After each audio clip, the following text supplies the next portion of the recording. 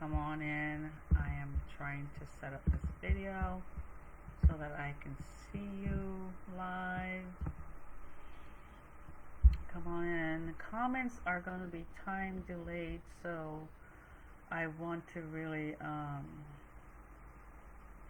be respectful of the time, and so this is only going to be the same thing as the Q&A, 10 minutes of just a quick discussion of a subject matter that I want to bring conscious mindset conversation with, and then after that, whatever questions that shows up for you in reference in context to this subject, then we can go there if you're live. If not, leave your comments below.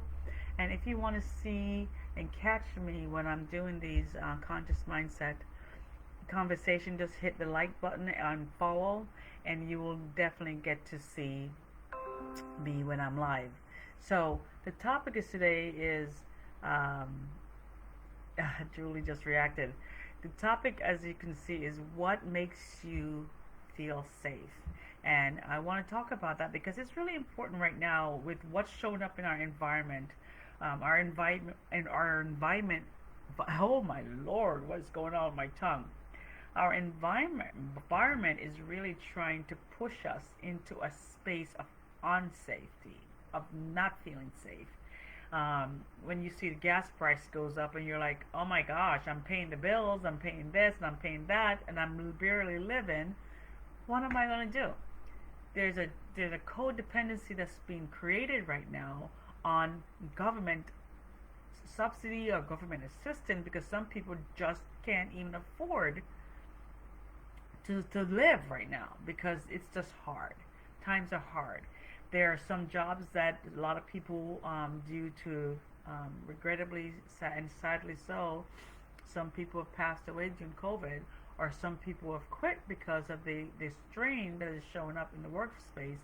So some workspaces are running on low fumes with minimum skeleton crews, and so there goes that extra pressure of just having a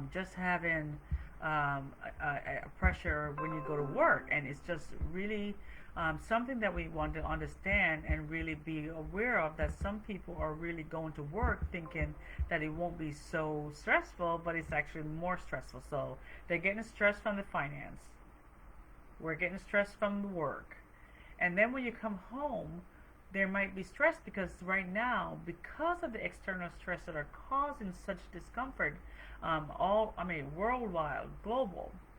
When you come home, some people at home may not be okay. They might be stressed. They might be filled with anxiety. And so it's really important for me to bring up this topic about how can you feel safe in the middle of what's going on. And so I absolutely love this. This is in relevance to my dissertation anyway. And so I was reading this article, and I want to show you the topic of it. It's called Clinical Applications of the Polyvagal Theory. Clinical application of the polyvagal theory. And this is a peer-reviewed document by Stephen Porges and Deb Dana, editors. And so I'm going to write it right now, and so that you guys can have a copy of this if you want to see this reference and go back to it when we're done talking, right? So what is the polyvagal theory? So Stephen Porges talks about the polyvagal theory because it's in reference to how can we make someone feel safe in a therapeutic setting. And so he addressed exactly the same things that are showing up in many other modalities of therapy that is showing up. For instance, equine therapy. Similar things are showing up in that modality, or maybe they are adapting some of Porges' theory about the polyvagal theory. Now, the vagus nerve extends from the back of your neck all the way down to your gut. And so sometimes we say we have a gut feeling, or we don't feel well, and or if we're stressed, we don't want to eat, or if we're stressed, we want to eat. And so there's this stimulation, this visceral stimulation, and sometimes it's so unconsciously done that you're not even aware of it. You're just on automatic. And so what we're trying to encourage is to challenge yourself to really ask and be aware of when there's a shift that's showing up energetically in your body. Because energetically, it tells you whether you're safe or not. Intellectually, your brain will say, okay, am I safe? Now, the thing about the polyvagus theory is while your eyes are open, you can hear, you can talk, you can feel, you can sense, you can smell. Your brain is constantly scanning the horizon, scanning everywhere, and asking itself, am I safe? Am I safe to relax? Am I safe to be here? Do I need to go? Do I need to watch out for what's going on? And some people might have gotten too settled in with the fact that they think that they're safe, which is okay. But you don't want to sit in be too paranoid either. So an awareness is what we're asking to be, to become aware of the fact when if you're overstimulated by anxiety, whether or not you're feeling safe about money, feeling safe about your health, feeling safe about work, feeling safe about being at home. And so when you ask yourself that question, am I safe? And if your brain and your body says no, there are signs that are showing up. So let's discuss some signs that are showing up. Palpitation of the heart. You might be clenching your fists or clenching your muscles. Shoulders up, rolled forward. You might be getting headaches. You might be losing sleep. Those are just a few examples of some symptoms that might be showing up to let your body know that it doesn't feel safe. And so when we talk about safety, I want to address several things about that. Is how can I get back to that feeling of feeling safe? And one of the things, and I said 3 steps to move in the right direction. The first one is just the breath. Restore yourself back to breathing, and starting with the box breath of 4 breath in, hold in, 4 breath out, hold in. Doing that for 10 minutes is really important in getting your body to slow down the brain waves. And so I want to recommend that's one of the first steps to start, is to really start being aware of your breath. The second thing that I want to talk about is the fact that in order to be aware of the breath, you start becoming ever so present. You start being involved with what's going on in your body, the breath, observing the breath as it's going up and down your energy centers. So becoming present is really important in becoming aware that yes, I'm actually safe. And if you're not safe, then you have to make a decision. Now I need to go somewhere where I can feel supported, safe. And the thing about safety, there's a lot of things that shows up. There's a lot of dynamics about safety. Is you talk about the Maslow hierarchy of needs, about having a shelter, having food, having finances, having social support. And so with polyvagal theory, it's saying in order for you to start feeling safe, you need to understand that your nervous system has the parasympathetic and the sympathetic. Now let me explain something about that. When you breathe in, you're actually activating your sympathetic nervous system. A lot of people think the sympathetic nervous system is negative, but it's not negative at all. It's just the way the nervous system is.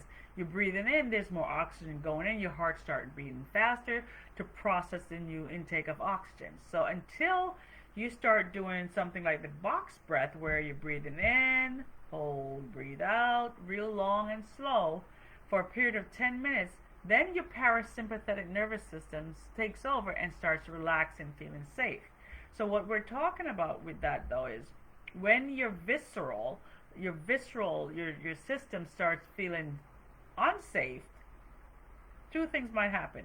You might go into sympathetic reaction, which is fight or flight.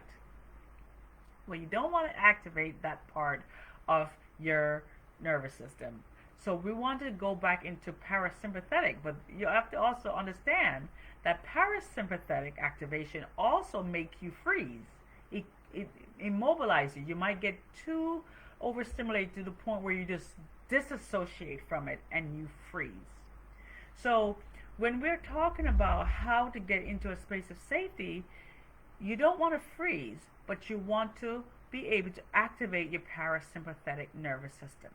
So when we're doing the box breath, we are trying to get that sympathetic nervous system to calm down. And as you continue to breathe, it inhibits that trigger, and therefore your body starts becoming present. And as you're becoming present, new pathways, you can now have that emotional intelligence to start feeling safe, feeling good by showing compassion. So the third step is to really start showing compassion to yourself where you are, meeting yourself where you are, showing positive regard for yourself despite what the conditions that the environment is trying to tell you. So if you're saying, I don't have any finance, I'm struggling all the time, I'm not successful, showing yourself some compassion, saying, I'm okay, and this will change because I'm going to focus on what I want. I want to be in a space where there's abundance showing up for me, where I feel at peace with going to work, where I feel at peace going home, where my family is communicating well. And as you start doing that and showing compassion, guys, guess what? A stress hormone called the oxytocin starts releasing in your body. And that's that love hormone. When it's released, it leaves the blood vessels open instead of constricting them like the sympathetic reaction will do. It leaves the blood vessels open so more oxygen can go through your system, so that more oxygen is going to your organs, to your brain, to your muscle, and telling your muscles to relax and be present and be safe. And so as you're showing compassion, you're starting to show your body a safe and healthy way to survive. And so I want to talk about that too as well. And I want to end with this because we're at the 10-minute mark. And I want to be respectful of this. Actually, we're at the 12-minute mark. Compassion is very important in your ability to feel safe. We are so mean to ourselves. We are self-critical. We put ourselves down. We talk bad about ourselves. And when we do that, we are hurting only ourselves. And we're activating this fight or flight or this immobilization part of our nervous system. Instead, when we show compassion, gratitude, love, it releases the proper hormones into our body so that our bodies can actually feel at ease and be able to automatically start being well. And when you're in that space of love and peace, then your body is able to tap into a healthy state of mind and into a more creative state of frame of mind, to where when you're in creation, there's that window of growth that shows up in your brain, and you're able to come up with the solutions far better than if you were in a panicked state or detached state. So I hope this brief chat brought interest to you. I am going to also put the name of the author is Stephen. I can't breathe. Stephen Porges and Deb Dana. All right. So I hope you guys enjoyed, and if you have any comments afterwards, just hit replay and replay colon and whatever comments you want to say. Actually, you don't even have to type replay because I know it's going to be replay because there's no one on right now. So go ahead and leave your comments as they show up. I will just respond to them in kind. But I wish you guys the best. And may I just say that doing this Monday, Wednesdays, and Friday will give me Tuesday and Thursday to do my schoolwork and focus on that, so that I can still provide you good valuable information as we go forward. Should you guys need my coaching services, you know where to reach me, Aletha Williams 911 at gmail.com, or go to Inner Star Compass Healing and look there to contact me. All right, I'm proud of you guys. I'm proud that you guys are just thriving despite the condition and trying to find space where you actually feel safe. Be well, and until next time, see you on Wednesday at the same time at 6 p.m. Pacific time, and I'll talk to you soon. Bye.